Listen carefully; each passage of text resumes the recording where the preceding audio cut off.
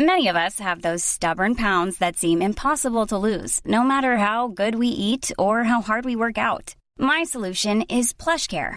PlushCare is a leading telehealth provider with doctors who are there for you day and night to partner with you in your weight loss journey. They can prescribe FDA-approved weight loss medications like Wegovy and Zepbound for those who qualify. Plus, they accept most insurance plans. To get started, visit plushcare.com/weightloss. That's plushcare.com/weightloss. We love you, what more can we say? Let's see you in the car, singing our song, helping and sharing. Ladies and gents, it is of course Monday night and it's 7:02. Welcome to the Tilton Talk Show, sponsored by Buller Sports, the principal sponsors of Birmingham City Football, and of course in conjunction with our good friends at SAS Autos and our marvellous friends down there at Bawdsey Labour. We are joined by a superstar tonight, Paul Hipkiss. Good evening, all. Hey! Of course, is Browne. Ladies and gents, a big Tilton Talk welcome to the one and only Robbie Savage.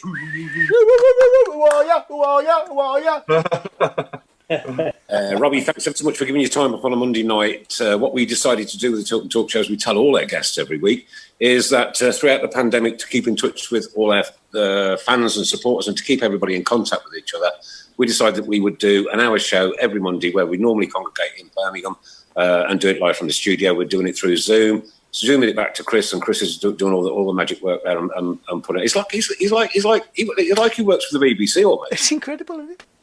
I know. I think it's great, Nick. I think it's great, especially in these unprecedented times, that making people tune in and talking to people, and talking to friends, talking to colleagues, talking to family members. Mental health and anxiety is absolutely, and loneliness at this time of our lives is huge. So it's a great thing you're doing. That's why I wanted to come on, and just help talk to people, because it really, really helps. So if you're struggling, just make sure you talk to people. It's a great thing that you do. You know what, we say that most weeks as well. We always do a mental health awareness thing every week, just to make sure that people are talking to each other, communicate, whether it's on Facebook, whether it's picking up the phone, whether it's on Zoom. There are so many ways that we can message and communicate with each other now. And we're blessed to have this, because what would it be like if we didn't? My goodness me, you'd just be like pulling your hair out, wouldn't you? And talking about hair, during lockdown, this is the only time mine's been longer than yours, mate. I've got mine in the famous ponytail, believe it or not. It's still there, it's still going. So I'm very fortunate. Talking about mental health. I lost my father, at 63 to Alzheimer's. And he'll never forget the days. Watching me at the Blues. He used to go to the pub on the corner every single home game. What was the pub on the corner called? The George, yeah. And he became his superstar in his own right in there, because he was so proud to tell people he was my father. He'll never missed a game for 20 odd years. So, obviously I've dearly missed, but that's why, mental health, I'm an ambassador for Alzheimer's. So it's close to my heart. Yeah. I lost my dad through dementia about 6 or so years ago. And he's got a Birmingham City sign on the wall with his name on it and date of birth and death. So yeah, it's lovely in my little museum to the Blues. I'm sure you're in there somewhere, Robbie. I should be, because I was one of the best ever players. Okay, you know what? But there's nothing like a Birmingham City fan. They've got a great sense of humour. They've got a great togetherness. They've got a great family attitude as far as each other are concerned. And I tell you what, the people that have looked out for me and the people that I've looked out for has astounded me throughout this lockdown. It's been absolutely superb, brilliant. Yeah. And if there's anybody out there that does want to talk, I'm available 24/7, 7 days a week, apart from when I'm drunk. Which is most times. Because I'll just teach you to drink more. You want to get straight with the questions, Paul? The first of the questions, which is probably the most controversial one, but we're going to ask it anyway, Robbie. First of the questions was from who? Right, so should we get the two most asked questions out of the way? Because if I had £5 for every time someone asked this question, I'd probably have a house as big as yours now, Robert. First and foremost, this is multiple people asking these questions, so there's no point mentioning anyone's name, because I'll be probably take me longer to read them out. So, first question is, what did you say to Dion Dublin? Well, I played with Dion Dublin, in Manchester United reserves. He was coming back from a leg break, I think he was, and I was pushing to try and get into the reserves, and I got my opportunity and played up front with Dion Dublin, and we played at Wolves. and I scored 2 in a 3-2 win. I think Dion scored as well. So I was really close to Dion. And I remember watching the game back, the first one, the 3-0 win, the amazing night, which I'm sure we'll come on to. And Dion come on at half time. And I remember, on the halfway line, giving each other a high five and saying, mate, like, good to see you. And then we won the game. And then in the return, it was so heated and so toxic, the atmosphere. It was to play in. It was incredible. And then, I see, doesn't matter if you're mates, as soon as you cross that white line, it was my brother. I'd smash into him in a tackle, because I wanted to win for the Blues, and Dion obviously wanted to win as much for Villa, and I, in that game, I remember I received the ball on the half turn. I seen Dion flying in, and so I just jumped, knowing there was going to be contact, and he's come in with it. Listen, I thought the challenge on itself was a red, and as I got up, I just what on earth are you doing? Like, in no uncertain terms, and he just lost it, and it was just as simple as that, and I just couldn't believe, someone of his experience in such a game would lose it in that way, and it's for all there to see. Mark Halsey was the ref, a straight red, but we've talked since. We work together now on one TV channel, and everything's fine. He doesn't live too far away from me, but I was just shocked, and the way DM reacted in such a huge game. Just goes to show, though, big occasions, no matter how much experience you have, can get the better of some people. On that night, in my opinion, it got the better of Dion.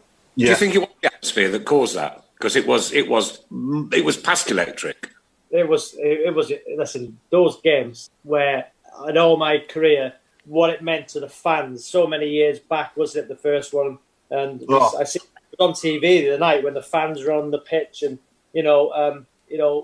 Peter Ancombe and the ball going under his foot, which was to this day, I still don't know if he touched it, but I was over. I don't think he did. I was over to the line and said he definitely touched it. Why would? And then I was. Of course he did. Yeah, but the scenes to be victorious in those 2 games, and my record for the Blues, I like winding Villa fans up, was I never lost to Villa my time in the Blues. Probably a more satisfying game for me was the 2-2 draw when we were 2-0 down, and then still got the 94th minute. I remember Lee Hendry, who I went on to play with at Derby, I think he'd done a Villa podcast and was saying that he liked smashing into me. That's, if he could get near me, in those games. I think he got took off in that one, and he was going down the tunnel and we were losing. I thought we were going to get beat. And then did Mikel Forsell get the first, or was it Clinton who got the first on the edge of the box? He rolls. Mikel. Yeah, Forsell. Clinton got the first one in the first game. And then Stern jumped back post. I remember. I thought he missed. It was like, I thought he did it over the bar, but it went 94th minute, Villa Park, we were 2-0 down. That for me was incredible. Yeah, absolutely. And then the second most asked question, obviously, is about the move to Blackburn, and obviously how that went about, and obviously, obviously people just asking, if you've got any regrets there at all. Yeah, I do regret the way I handled it. I mean, my son's 17 now, and he's a scholar at Manchester United, and would I tell him to act in the way I did? No. I would be very angry with him if he did. I remember, so to cut a long story short, I just signed a new contract, 4 years. I believed I deserved that contract because, Christophe Dugree, who was amazing, by the way, come to the club, and, he was absolutely brilliant, as you guys will say in that season when he helped keep us up. He was that good. He finished second in Player of the Year to me that year. I like the way you get that in. I'm just stating facts in this situation. So when I said a new 4-year contract, Steve Bruce was who was brilliant for me, absolutely brilliant. Mark Boyne, Keith Birchin, all brilliant. Benno was a great man, and I signed the contract. And then obviously Mark Hughes, when Mark Hughes was manager of Wales, he was my hero, he was my idol. When I was a youngster at Manchester United, he gave me a lift home to my mother and father's house in a half-term holiday in his Porsche. And I'll never forget that, because my dad couldn't make it. So he dropped me off. Imagine your hero at such a young age taking you home, dropping you off because he didn't live far away. And my hero, I had pictures of Mark Hughes on my wall growing up, Wales icon. And then he's a manager for Wales. And I remember he said, if I ever get a club management job, Sav, I'll try and make you my first signing, And obviously then he got the Blackburn Rovers job. And I remember in a Wales camp saying, you're going to get the Blackburn job. Will you sign me? Even though I was still at Birmingham. But in that time, I had Everton who were trying to sign me. David Moyes. I think they put a £3 million bid in, which I think the Blues turned down. So at this point, I went to see the gaffer, Brucey, and said, listen, Brucey, I want to go. I know I've just had a new contract, but Mark is my hero, is my idol, and I want to go and sign for Blackburn. And Brucey said, you're not going. And I understood it because, I was, in my opinion, I was a very effective player for that Blue side. Not the most gifted, but I tell you what, my sheer hard work, and I watched that game back, as I keep alluding to, and the amount of ground I covered, and I'd give everything for that Blue shirt. And so I know why Brucey wanted to keep me. But then, obviously, I remember we went to Fulham, do you remember? And I scored a volley. We won 3-2 against Fulham. Yeah. And I flicked it up and put it in my left foot. And that was the time when, I knew I wanted to leave, but my performances on the pitch, I was still producing. And I just said, well, I'm currently a Birmingham City player. And for me, when I hear players saying that now in an interview, well, I'm still an ex-player, which I was a Birmingham player. I know it deep. And then I remember I went home and I got a piece of A4 paper out of my kitchen, and I wrote on it, "Dear Steve, please accept that as my transfer request." So the next day I went into the training ground, and Dwight Yorkie, who I was very close to, I said, "Yorkie, I'm going to put a transfer request in." And Yorkie said, "Oh, Sav, you sure? You're doing great here." I said, "No, I'm going to do it." So I went upstairs in the training ground, knocked on the door, and Brucey opened the door, and I just give him this piece of A4 paper, and he knew. And I went down, and his face, and I said to Yorkie, "I don't think he's happy." Yorkie. So we went onto the training ground, and Brucey's come out, and he's gone, getting. I went, why? I've been professional. I just tell you I want to leave. I still want to play. I still give my all, but I just want to leave. So I'd get in. Anyway, I went to see Benno, and I was upset because I didn't think he would react like that. I don't know what I thought, how he would react. I went home. Next day I went in again, and I was allowed to train. And I remember I thought, okay, the ball come to me in training. This is where I was wrong. The ball come to me in training, and I just smashed it 60 yards. People might say that was normal, out of play. Brucey said, get in.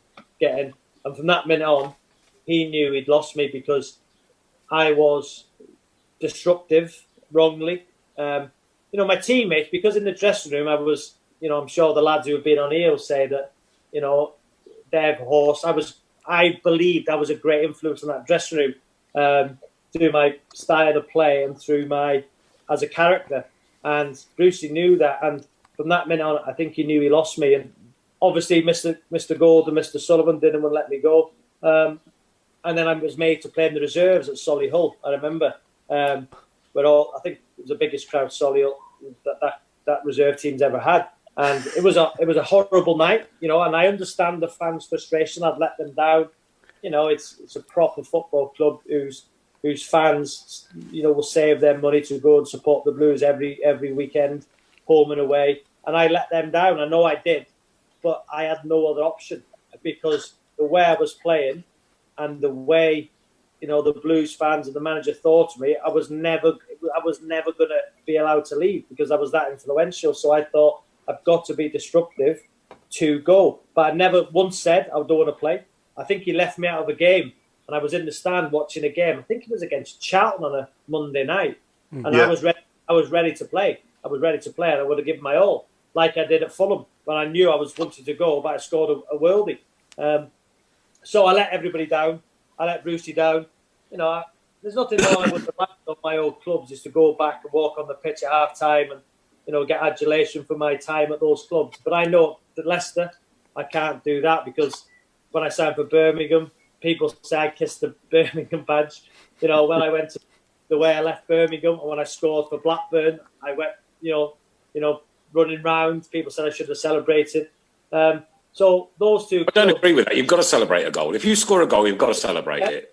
But it was the way it was. It was not soon after, and it was really still fresh in people's minds the way I conducted myself. And I was wrong. And I had an amazing time at the Blues. But would I do the same again to get what I wanted? I've just said I wouldn't tell my boy to do it, but it was such an opportunity, and it was more money. Listen, it's your careers. It was more money. I think it was about £10,000 a week more, which is a life-changing amount of money for anybody. And it was closer to mum and dad. I've just said that.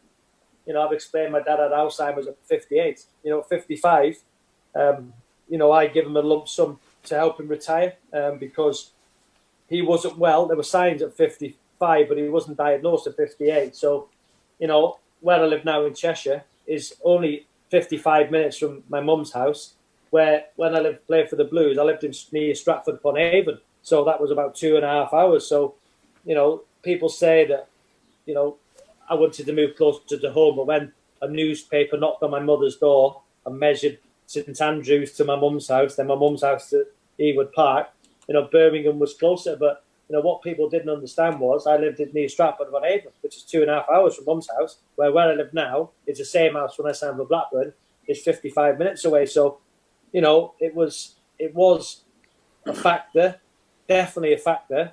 And I do regret the way I conducted myself, but do I regret being closer to mum and dad? No. Do I regret playing for my hero? No. Do I regret earning more money in that time? No. And do I regret playing in Europe? We finished 6th, so I helped keep them up that season. The season I played my second campaign in the Europa League, so that wouldn't have happened with the Blues. Can I just say you played? Sorry, Nick. That is an absolutely brutally honest and straightforward account, and I tell you what, I think everybody commends you for that, mate. I'll be honest with you, I really do. You know what? You've said you were wrong the way you did it, blah blah blah. And do you know what we're going to do now? We're going to move on to another subject because I tell you what, that's cleared it up. Yeah, it's all done and dusted now. Yeah, absolutely. Would you say you played your best football of your career for us, Robbie? I was effective. I was effective for Leicester. I was effective for the Blues. I was very effective for Blackburn as well because, I worked with some great managers, Brucey, Mark Hughes, Nigel Clough. Started with Sir Alex, Eric Harrison, for me, an incredible youth coach. Who else have I worked for? Martin O'Neill. Yeah, Martin O'Neill, exactly. Martin O'Neill. The names, O'Neill, Clough, started with Sir Alex Ferguson. I know he didn't manage me, but he overseen it. Clough. So I played different types of football wherever I went, in terms of Leicester. I was started as a wing back, a more aggressive set midfielder. The Blues, I liked when people doubted me. And I remember, I'm sure Tom Ross, who probably asked the question, I remember the first interview I'd done with Tom, when he said to Steve, I think, why are you signing him? And I remember, saying to Tom in the first interview, you don't rate me, do you? Or something like that, those words. And I said, just watch me and I will prove you wrong. Because I believed in I wouldn't say ability, I would say I believed in my character and my influence on the pitch on a team. I remember a game we played against Middlesbrough on TV on a Monday night, I think, and it was 0-0. And I remember there's a famous picture of me and Danny Mills. I went to smash him, missed everything. It was 0-0, and he grabbed me by the throat. But the game was nothing in it. It was just dull. There was no atmosphere, and that was about the 20-something minute. And I remember something needs to happen here. So in my head, I thought, right, I'm just going to go and smash everything. I don't care if I get a yellow card. If I get a red, I'm just going to smash everything. Missed everything. And, Danny grabbed me by the scruff of the neck. That moment, the crowd lifted. We got a quick free kick. I about 5 minutes later, I put it down, we scored, then I whipped one in the top corner. So, my influence, my effect on the Blues in that period, I believe, was instrumental. And, I always laugh and joke, and, Mr. Gould and Mr. Sullivan were great with me. And I always said to Mr. Sullivan in the Player of the Year dues when I won most of them,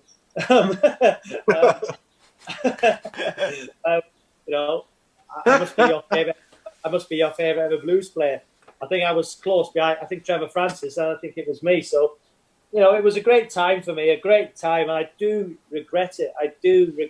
Because we're over that now. A wonderful time. I do. I'm honest. Yeah, we're over it. I could really say I'm not bothered, but it does really. Now say to my boys, let's go and watch Birmingham in a big game. And go on the pitch at half time, and not because I want people to applaud me, but just to say sorry and say, listen, I made a mistake. Everybody made a mistake. You've done it. You've done it. That time, I give every game. I give absolutely everything. There was one game with, I think it was. Have I said it? Was it for Leicester, Birmingham, Newcastle away? I think it was Leicester when was it Leicester? I can't remember when I wasn't at full tilt. But every other game, I give everything I got. Yeah, absolutely. Now you mentioned Paul Devlin earlier. Paul Devlin's asked me to ask you. Well, Paul Devlin's basically said, ask Sab about when I used to get him in the death choke when we used to room together on away trips. He'd always want to wrestle most of the time, and most of the time he'd be naked. It always ended in me choking him out. But Dave, my roommate, great. Listen, one of the reasons that squad was so good. When household names, like in that first game against Villa, they were household names. We went, you look at Sheffield United now in the Premier League. They're very similar to us. Work their way through divisions, not household names, but become stars because of what their attitude, their application, their character, their desire. And our Birmingham team was like that. Dev, the Horse, Benno in goal, Damien Johnson, Percy and Brian Hughes, and then we signed Clinton. But there was my roomie, and great character, underrated, great on the right hand side. But yeah, we used to wrestle every Friday night. But because Dev was stronger than me, not now, but because he was stronger than me, he used to let the rule was that after dinner he would let me have the first 10 seconds to get him in a hole, but he'd always get out. But honestly, some Friday nights before a game, we'd be wrestling for about an hour. We would be dripping in sweat, curtains hanging over the wall, beds everywhere, cuts and bruises. From Friday nights, me and Dev wrestling, but true story. Brilliant. So a few of our viewers now are asking a few questions. So Stephen Gill's asking, what was your favourite goal for Blues, and who was the easiest to wind up in the squad that you obviously from your time? Oh, they were all easy to wind up. I remember, Nicol Vasson. We had a coming together in the training ground in the dressing room because I used to listen. Any weakness in somebody in the first team, I was always there for the youth team and encourage them and help them. I'm involved in grassroots now and got part of an academy, and I'm always encouraging the youngsters and whenever they train with the first team. But the first team members, I would always wind up. Any little sign of a weakness, I would be on it. And Nicol, I think we played away from home, and he was struggling to get the ball over the halfway line with his kicking. Good goalkeeper, fantastic goalkeeper. But I was like, any chance you can throw? So as I stood up, my head, unfortunately, went into his chin, and I think I cut his lip. And Brucey called us into the office, and I was wide, even going up to see Brucey because he'd heard we had a coming together. But I was saying, listen, he's not going to let me go. I'm his best player. You might. Listen, I'm just going to say, me or you. Me or you. He's going to leave. Won't be me. Even going up the stairs, winding him up. And so I was always winding people up. And, Clinton, everybody, Dev, but the Horse. I remember Horse when I played against Fulham in the Cup for Leicester on penalties. We beat them to go to the final. I think it was the quarter final we beat them in at Filbert Street. We were 2-0 down. We equalised. Went to extra time, 2-2, went to penalties. I remember I took one before Horse, And as I'm walking back to the centre circle, Horse was walking towards me. And as he's walked past me, because I knew he used to be a builder, didn't he? I said to him, when you miss this, Horse, you can come and build me a patio. And he was raging. And when I signed for the Blues, the first day I bumped into was the Horse, and he reminded me, because he was a strong boy. But what a character. Fantastic. The third goal against Villa, that was a Horse, very similar to myself, underrated, work ethic, desire, but what a squad and what characters we had. But I would wind every single one of them. Paul Devlin has just says, Sav, you're out of his weight division now. Yeah, I've not seen Dev in a while, but I'm in the gym every day, so I suggest we do a celebrity Tilton show, wrestling match, me and Dev, but it wouldn't last long. I'd just throw it in the ring. Do it for charity. We'll do it for charity. We'll do it for charity. He's a great lad. Yeah, he's a good lad. All the guys I played with, all the guys, that squad was, as I said, it reminds me of Sheffield United, because Dev was at Sheffield United, wasn't he? It just reminds me of no superstars, and that game against Villa, was that in full glory where, was it Olive Melberg that said, I don't even know who they are or something? There was some quote, and I said it in the interview after when I won Man of the Match.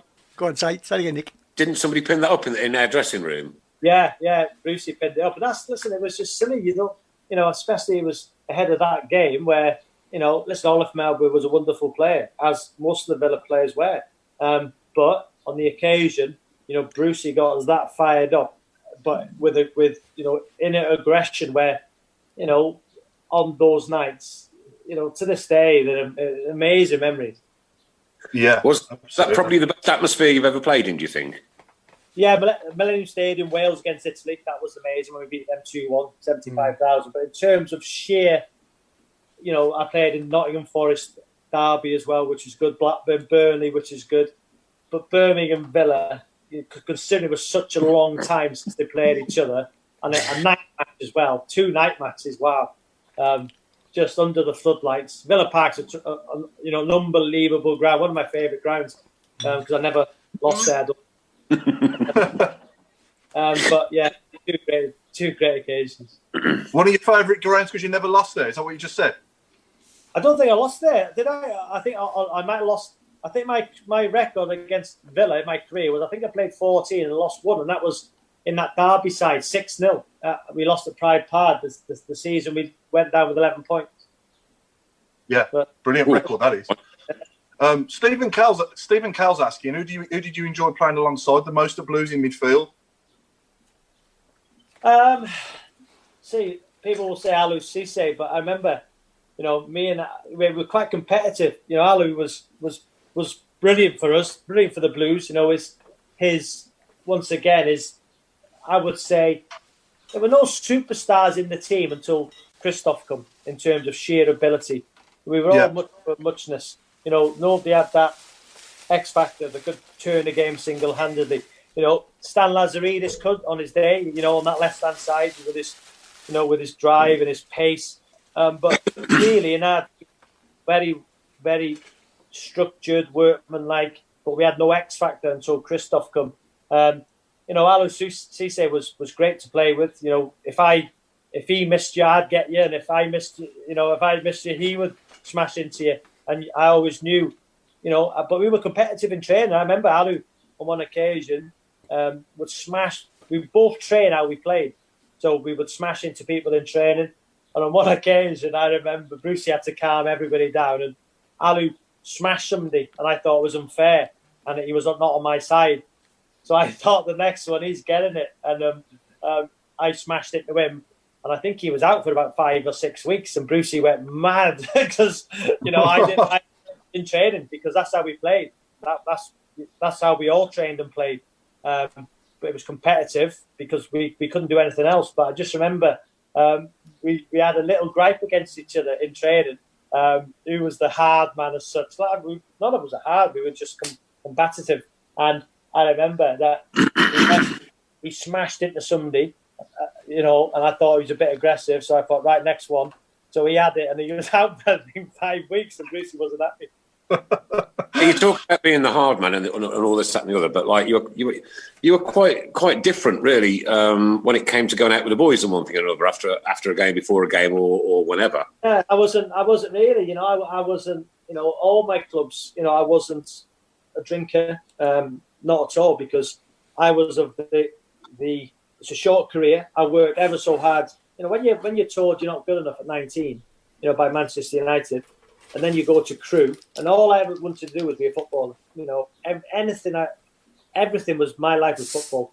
So I wanted to make sure that I give myself every opportunity to be that. And when you get told by Sir Alex at 19, you're not good enough, and then, you know, you go to Crewe, and then you're playing in the B team for a year, and then you work your way back. So I just wanted to make sure that, you know, throughout my career, whether it was 2, 3, 4, 5, 20 years, which it turned out to be, that I would make the best of it, because there'd be plenty of time for having a glass of red wine or anything after. So I was never a drinker. You know, when people think of me, they'll think of, you know, the hair and, you know, a bit flash. No, I loved cars. I loved cars, and I would say to anybody that out there that when you're earning Premier League money at a time, you know, I was very sensible with it, but I loved cars. And, you know, I could never have imagined driving a nice car when I was in school, watching my mates' brothers driving around in an XR2 or an XR3i. Do you know what I mean?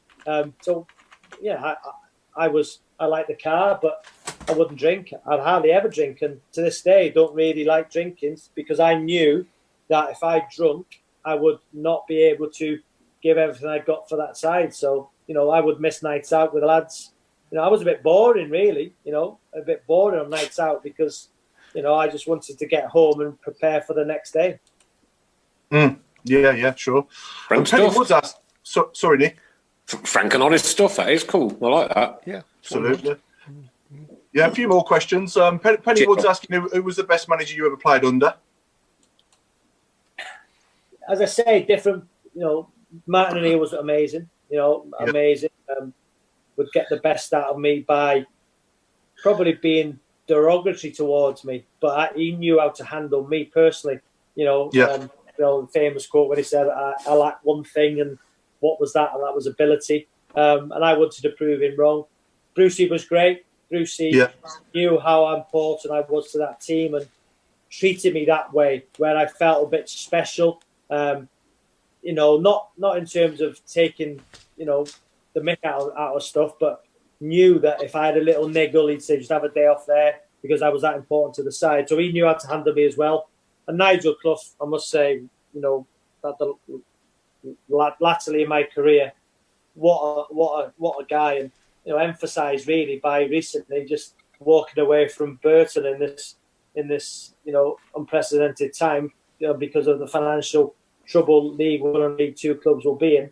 You know, just walked away, and that just sums that man up. You know, a great family man, great morals, and with me towards the, you know, in my last year at Derby, you know, let me do the media. You know, if I played well the weekend, you know, he'd say to me, "How are your family?" I'd say, "Fine." He said, "Right, just prepare. You're playing next Saturday. See you Friday. Stay at home with your family. Look after them." Just an amazing way he treated me, and you know, I was very low at Derby when I went on loan to Brighton. You know, it didn't work out for me in the Premier League. Probably, you know, Paul Jewell, who I respect massively, bought me, put faith in me, trusted me to keep them up, and I couldn't do it. You know, after recovering from a leg break, wasn't the same player. You know, I had to fight my way back into the Derby side after training with the kids, the youth team. You know, it was a horrible part of my life at 35, 36, but you know, I fought my way back, and Nigel made me captain, and you know, retired at 30, nearly 37. So, yeah, very fortunate. So, I'm not going to say one manager was better than the other, because you know, they were all great for different reasons. Yeah. And one thing we're mentioning Nigel Clough there. Do you think he would be a very good fit for Birmingham City? Obviously, with the vacant manager's job coming up at the end of the year. What Nigel Clough can do is he can work on very small budgets, as shown with Burton, as shown, you know, when I was at Derby, you know, we were in the Premier League, and then obviously, you know, Nigel had all the players at Derby who had been on Premier League wages, so he had to fight his way through that. And I think we were progressing every year until he lost his job, which I thought was wrong.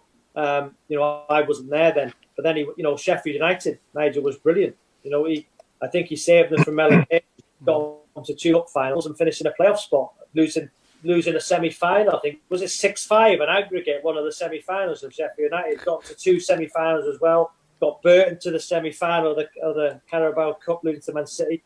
Getting Burton promoted. Nigel Clough for me can work within a budget. He finds little gems, and I tell you what, he would. It's a very, very good shout. He's a good, honest guy, a football man, knows his stuff, treats people well.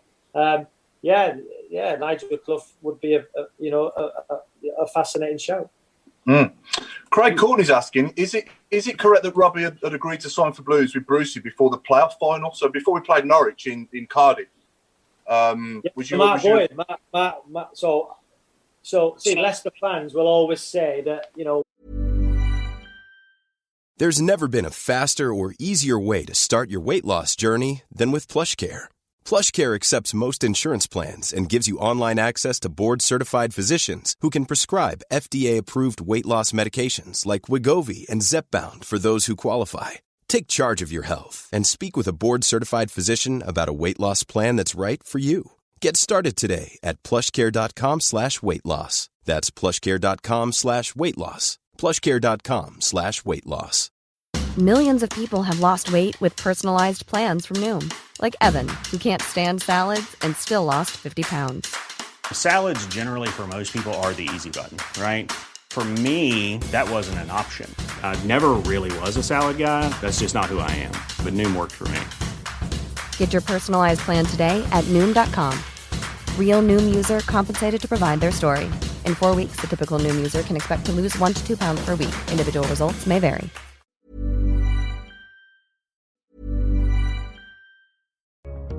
Advisors can unlock the full potential of their retirement plan with support from Vanguard. When you prioritize financial well-being, you can help participants focus on what truly matters in life. Set the stage for a plan that transcends retirement with Vanguard well on your way. Visit institutional.vanguard.com to deliver financial well-being for all. All investing is subject to risk.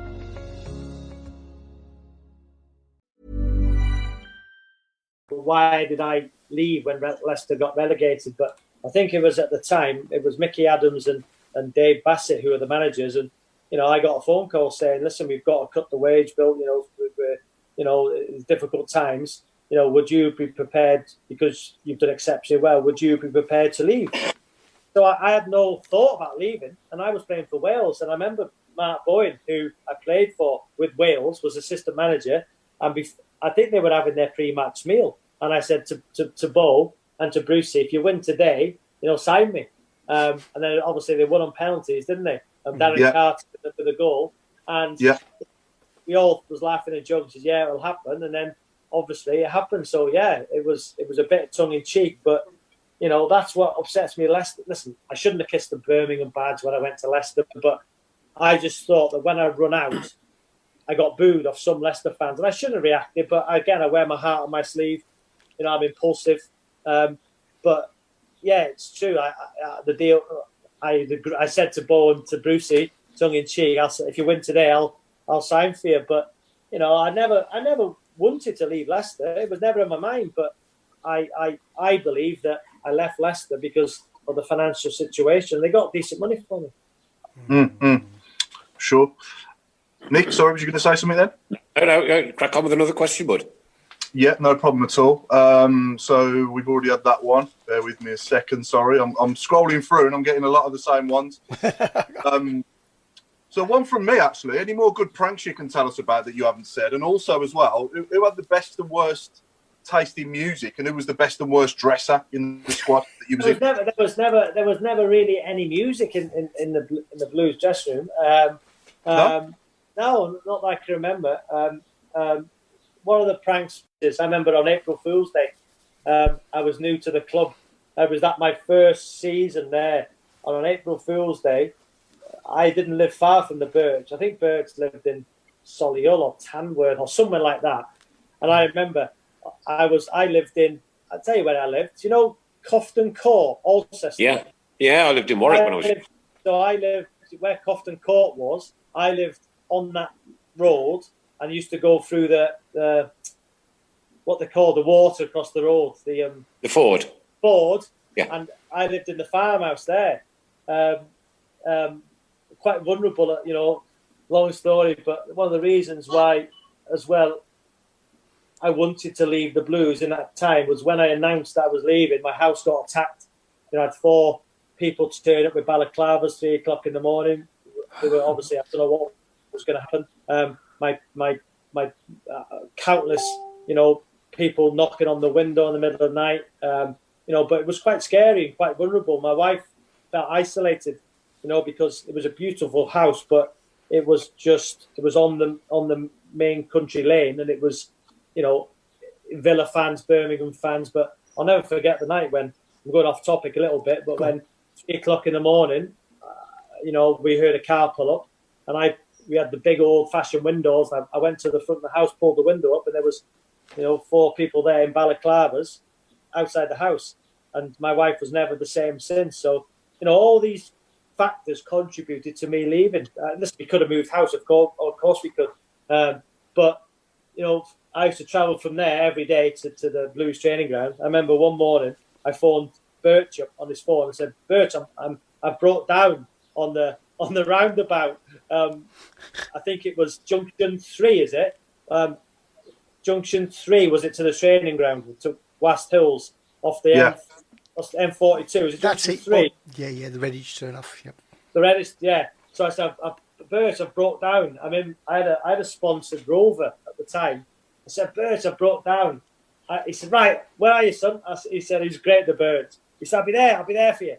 So anyway, I think it was about 20 minutes away from the training ground. So I said, ring me when you're there. So anyway, I've got a different way, and I'm at the training ground. So Birds has left. Brucey said, go and pick him up. Anyway, he's ringing me. He's got a session to prepare as well. He's ringing me, saying, where are you? I said, I'm here, I can see you. Go round one more time. So I'm in the lane back there. See you waving at you. And he goes round about 4 times. And in the end, I just burst out laughing. He was raging. Brucey wasn't happy either. But because I was doing well, and because I was a character, I'd get away with it. I would never have done that at a time if he was struggling. Do you know what I mean? Even though it was funny, but there's some things you can get away with if you're, playing well, if the team's doing well, and little stories like that. You miss. Yeah, sure. We asked you to do a 1 to 11, and you've declined.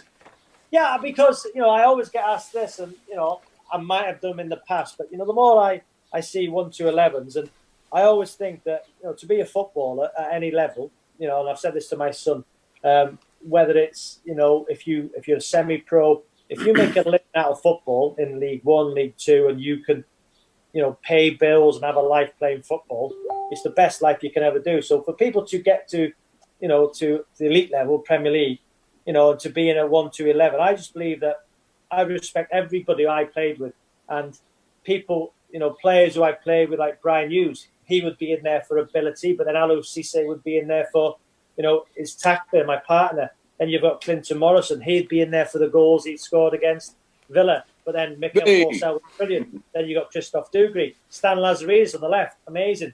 But then you got Emile Heskey and Muzzy, is it? Do you know what I mean? So I just think for me, I wouldn't do it because I just think that I don't like to do it because I don't want to leave anybody out, because I know how hard those people worked to get to the position they're in.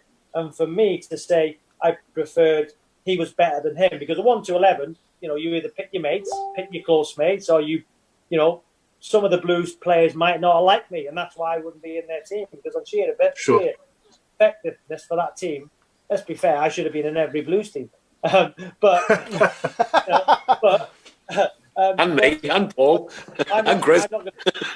I'm not going to do a 1 to 11 because, I'm not going to leave Paul Devlin off, who was brilliant, or Jeff Horsfield out. But on ability, you'd have to put Christophe Dugree and Mikel Forsell in. But I just think that I respect all the players I played with at the Blues, so that's why I don't want to leave anybody out, because they were all amazing for different for different reasons.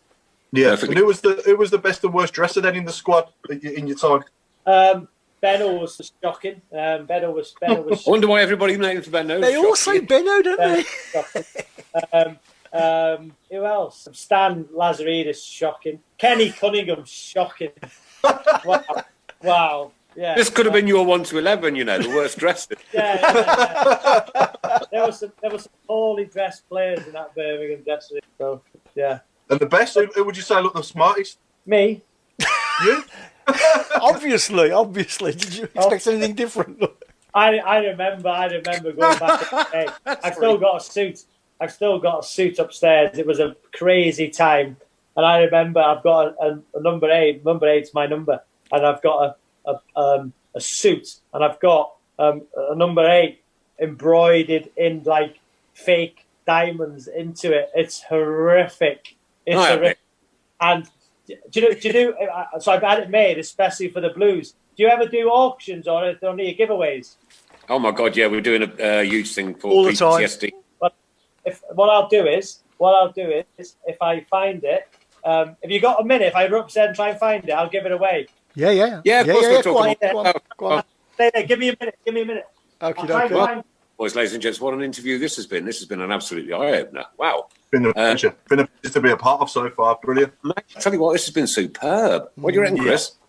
Yeah, the shout box going crazy. I think there was something like 200 comments within the first 15, 20 minutes. It's a shame. Really? Do you want to ask him, Chris? Do you want to? Obviously, I can't look at both. So, do you want to ask him any live questions as well? Yeah, sure. Yeah, I'll wait till he comes back and I'll go through it. But no. You know what an absolutely wonderful explanation to the time that he was at Birmingham, and to the time that up to when he left, and he's put his hands up and said, look, I did it wrong, got it wrong. Yeah. I think that's what's coming over on the shout box. Really, is his honesty. Really. Yeah, absolutely. It's buried the hatchet that has now, hasn't it? We all understand. We all kind of like, although obviously at the time, it wasn't great the way he left. But we can kind of like accept it more now. I would say, because we know. I think basically what he's saying is that I was a prat, and admitted it. He's also not been afraid to answer any questions. If I dig it out, if I find it, I'll dig it out. You can have it, and you can auction it off or whatever you want to do with it. If I can find it, I can't find it. Yeah, go on. I'd love it for my museum. Yeah. You're not out of breath there, are you, Robert? I'm out of breath, yeah. Yeah, no, we're recently raising funds for PTSD, Robbie. We also do stuff for Brum's Homeless and various other local charities as well. So, but if I find anything, I'll get your address and send you something. Yeah, sure, that's fantastic. And of course, we do Accessory Blues as well. Our good friends at Accessory Blues. There's my COVID-19 Birmingham City Accessory Blues mask. Yeah, they're our disabled friends. They're good lads. Fantastic. That's the Blues disabled community. Lovely people. And I know so many of them watch and listen on a Monday night, and this is why it's been so important to keep this up and keep this going. Brilliant. And yeah, you know what, Robbie? We could sit here and talk all night. We're not. We're going to do the hour because that's what we've committed to. Is that it? And we're really grateful. We'll do a bit longer if you want to. I don't mind doing a bit longer. We've got 12 minutes left. Yeah, we've got another 12 minutes left. Loads of time. I'm happy to. Do you want to do 15 extra time, 10 minutes because it's such a special guest? We'll go 5 minutes over. Okay. It's our 10th year. It is our 10th year, yeah. Oh, of course, yeah, it is our 10th year, yeah. Okay. Robert, tell us a bit about your son then. He's just sorry, Nick. Go on. So my son, yeah. So what I, as I've alluded to, my two big passions now are, raising awareness for mental health, and Alzheimer's, and also grassroots. I don't know if you see me on the government briefing. Yes.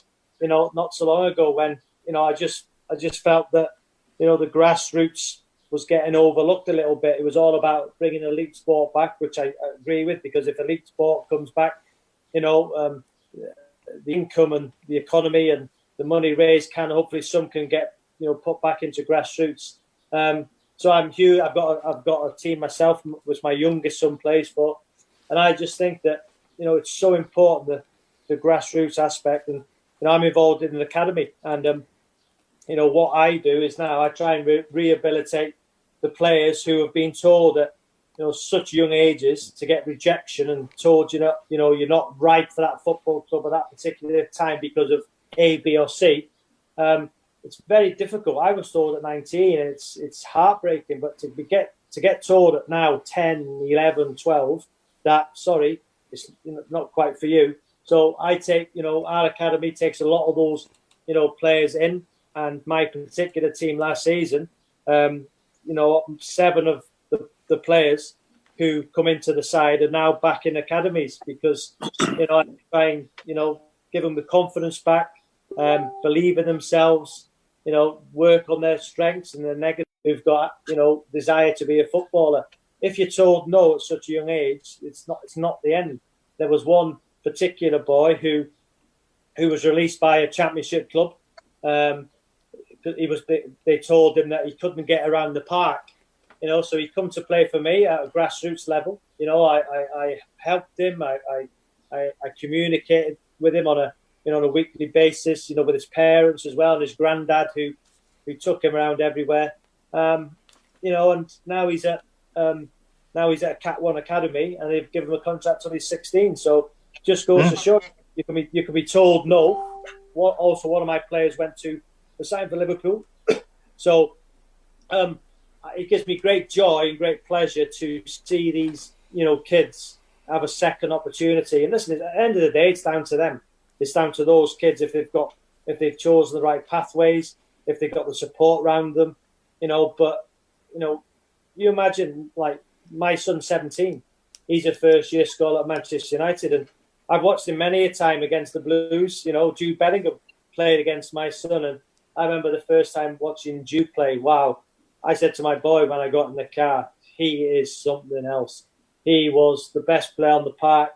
He was, absolutely brilliant. His awareness, his arrogance, with and without the ball, he wasn't over arrogant, but you need that little bit of arrogance to be successful. And I just thought, as soon as I seen him, I think it was a 13, 14. And I remember Jude, I was behind the goal watching, and obviously, he's a Blues fan, isn't he? And I remember he seen me watching the game, and I give him a little nod, and he gave me a little nod back, and I just thought that kid has got something special. And there's no surprise to me that the fees being talked about. The one that, I watched him, I think Man United played against Birmingham at St Andrews, at the end of the season on the first team pitch.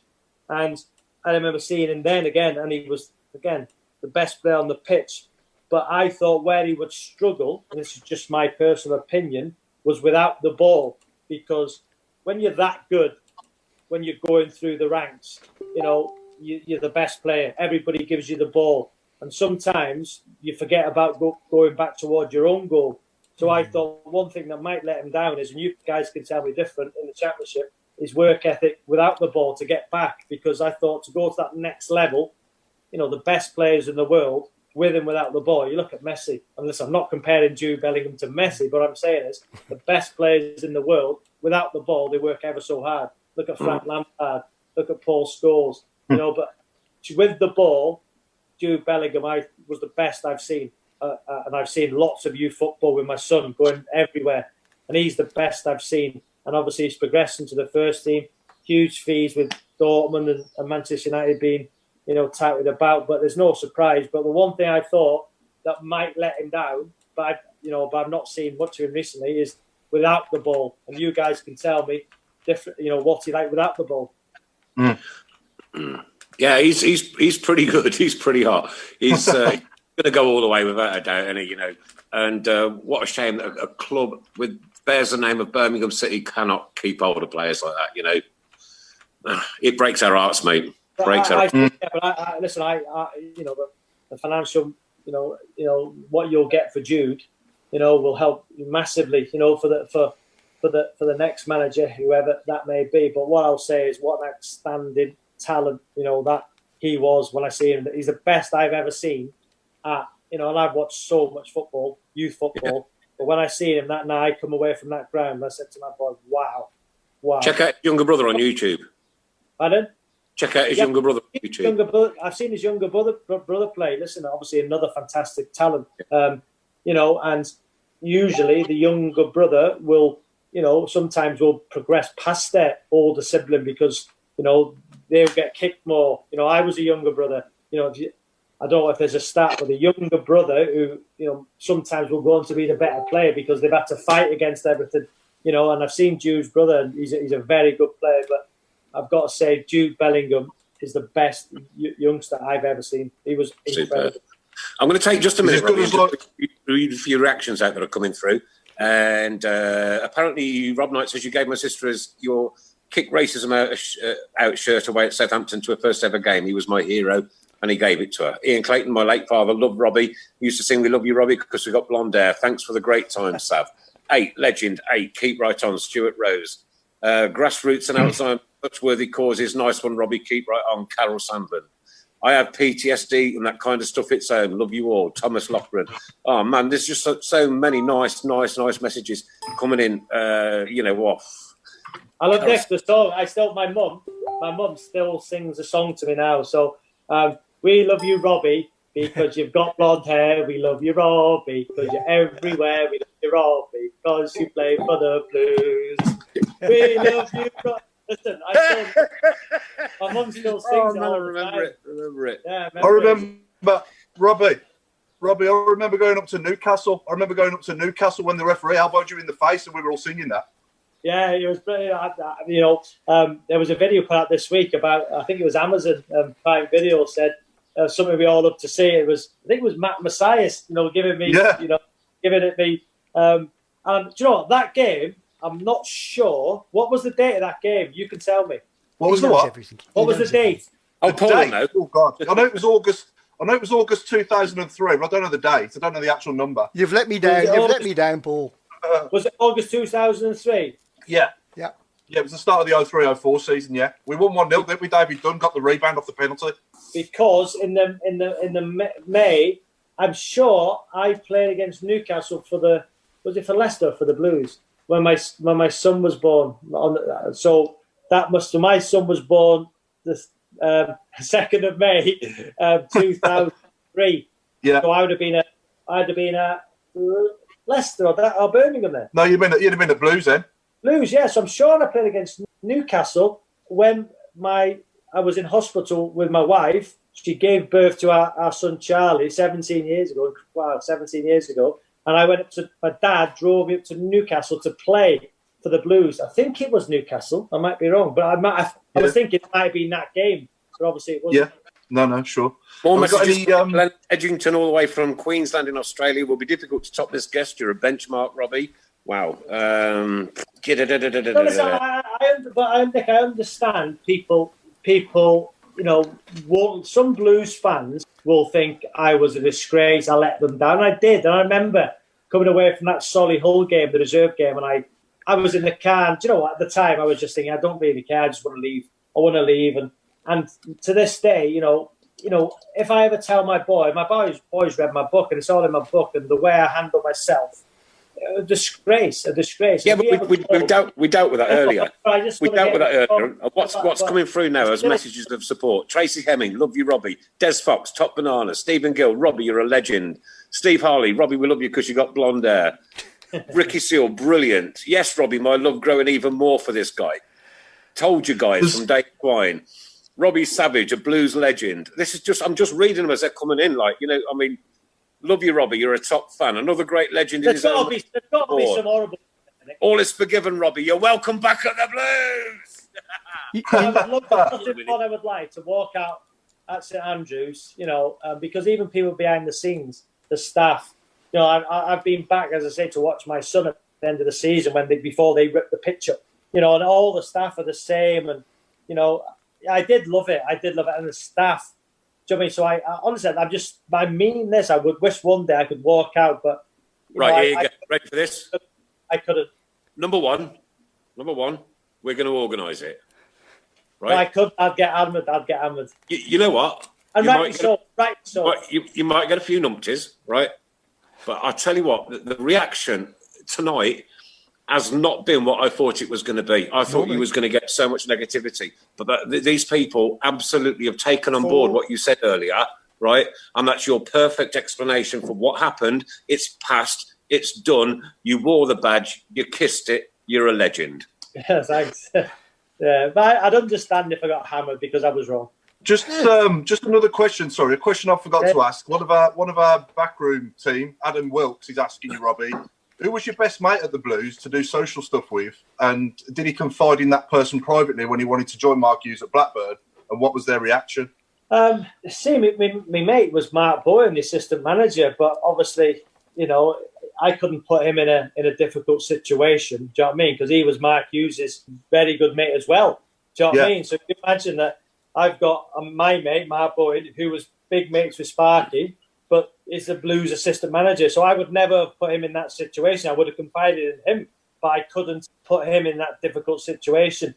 The horse and, but I kept myself to myself, so I was never really one for going out social, as I've alluded to. Dwight York was the one I was quite close to because I thought I'd try and use his experiences, and he was a shoulder who I leaned on. Do you know what I mean? So there was nobody really I confided because in football, and I've always said this, that I've probably got 3 or 4 friends out of football. The rest are acquaintances because football is the best sport in the world, but let's not forget that people want your place. And if you're not performing, somebody's there to take your place. And, how many, as I've said it, that you can have loads of friends when you're at a club, but how many of those players in pre-season are going to do your running for you? How many of those are going to go that extra yard for you?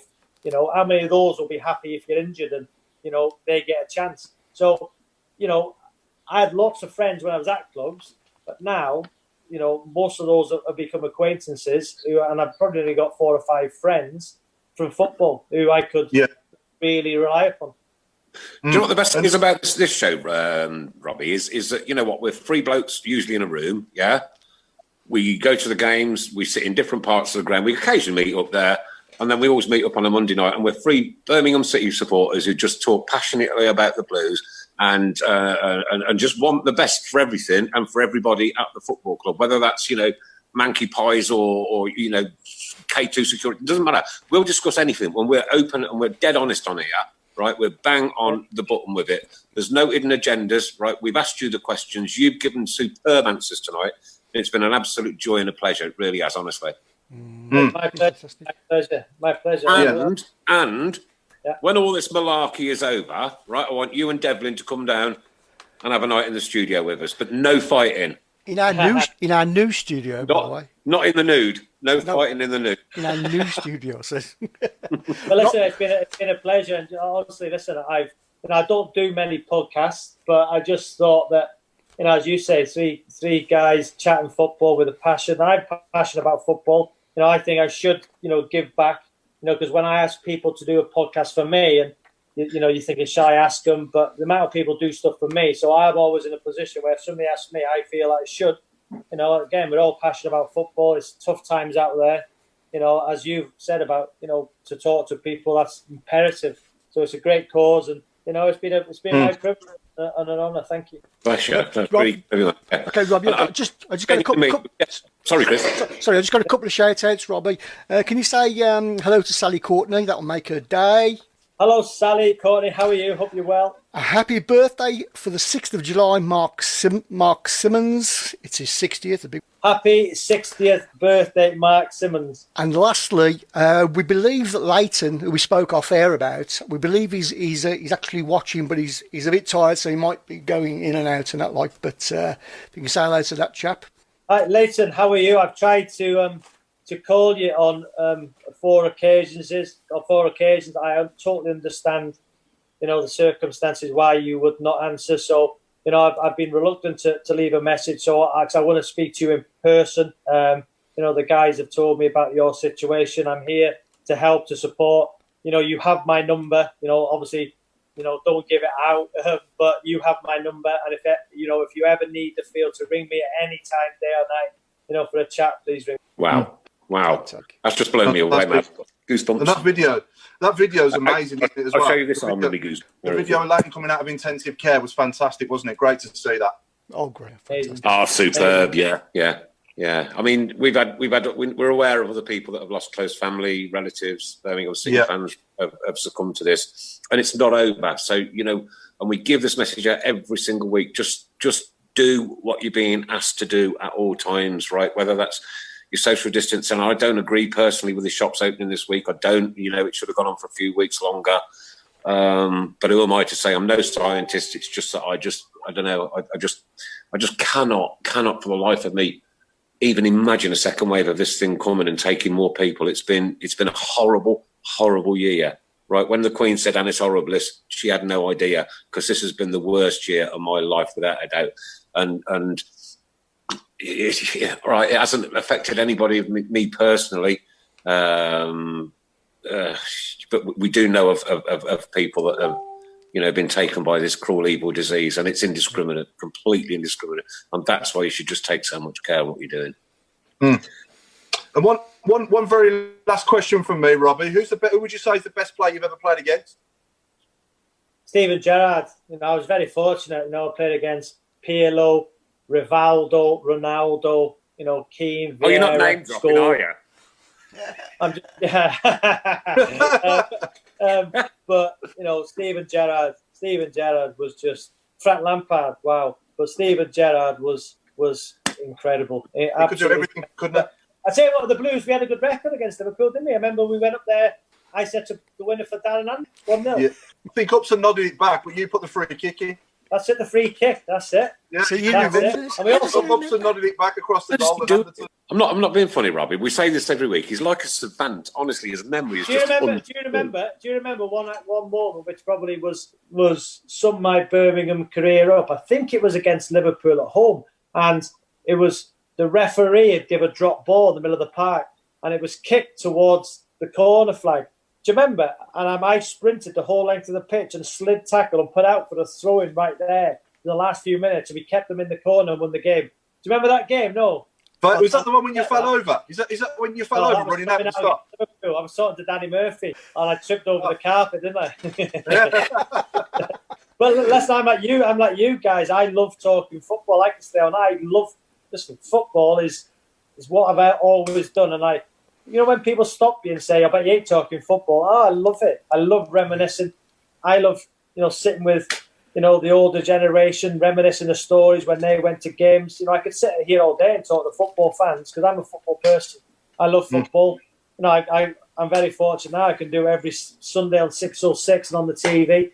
You know, it's my opinion. Some people disagree with it, but I'll never stop talking, and you know, I love it. I'll watch every game. I'll, you know, volunteer at grassroots, which I love. Do you know what I mean? There's no better sight than, I'm competitive at that, by the way, as well. You know, but to see, you know, my team progress, and you know, seeing the kids now, you know, getting opportunities again. You're right about the social distancing and people adhering to the rules. You know, we've had to put training sessions on now for our group. No more than 6 in one group. That includes the coach. You know, with social distancing, safeguarding. And the new normal is going to be different for a while, but I'd say please adhere, because what we do not want, you know, is a second wave.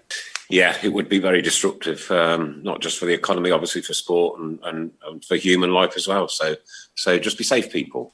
Listen, wow, I don't know where that's gone to. That's just been off the scale. Am I allowed one more question? Very quickly. Yeah. Best player you've ever played with? Best player I ever played with. Listen, I was very fortunate, you know, growing up in the class of '92, you know, but you know, they weren't the players they were, you know, in the class of '92 that they went on to be. You know, Spall Scholes, one of the best midfielders ever. David Beckham, you know, Gary Neville, one of the best right backs. The person I would say, you know, Ryan Giggs for Wales, incredible. But the person I would say was Tugay at Blackburn. You know, absolute incredible player. Wow. You know, and what a guy as well, that when I signed for, he was number 8. And when I signed for Blackburn in that move, the day I was at the training ground, he said, he shouted me over, you want to take my place? I said, no, I want to play with you. And he said, you want my number? I went, no, you can have my number. And he went, Sparky to the gaffer. He went, Robbie, number 8. And I went, wow. And he went, yeah, really? And so he gave me number 8, and he changed his number for me. So what a guy. You know, I went to Turkey recently to Rio Ferdinand's wedding. Just name dropping again, Nick, before you got in. And me and my wife stopped in Istanbul for the night, and two guy organised, for us to go to a restaurant, and he turned up, drove an hour to see us, sat with us, paid the bill at the end of the night. What a guy, an absolute legend, two guy, what a player. Great player. I remember him getting a couple of worldies against us as well at St Andrews. Great. All right, be there, Paul. I'll leave it at that. Well, I'll tell you what, Sav, you know what? When you played for us, you ran your heart out. You did. You gave everything. We all know that. We all know you left under a bit of a cloud. You've put that right tonight. You explained yourself perfectly and honestly and openly and frankly. And I think that everybody that listens to this show is going to love you because you've been an absolute brilliant start tonight, mate. Brilliant. And amazing. I'm not too big to say, listen, I'm sorry. Yeah, nice one. No, we appreciate that. As football fans, right? And you know, if you're a football fan yourself, what team do you support? I'm a Wrexham fan. Wrexham. So you know if you're a football fan yourself, and you know if you've stood on the terraces, and if you know you've gone in the cold and the rain and the snow, and you're broken down on the way back with two flat tyres and one thing and another, blah blah blah. You know what it means to us, yeah. So I honestly appreciate everything you've said tonight, and you've given me goosebumps so many times on the things you've said tonight, mate. Superb stuff. Listen, guys, thank you so much, everybody. Okay, the Talk Show is Monday night. We'll be back here next Monday. Guess next Monday is Paul. Darren Carter, obviously the Norwich penalty winner, who put us into the Premier League and which gave you your opportunity for work there.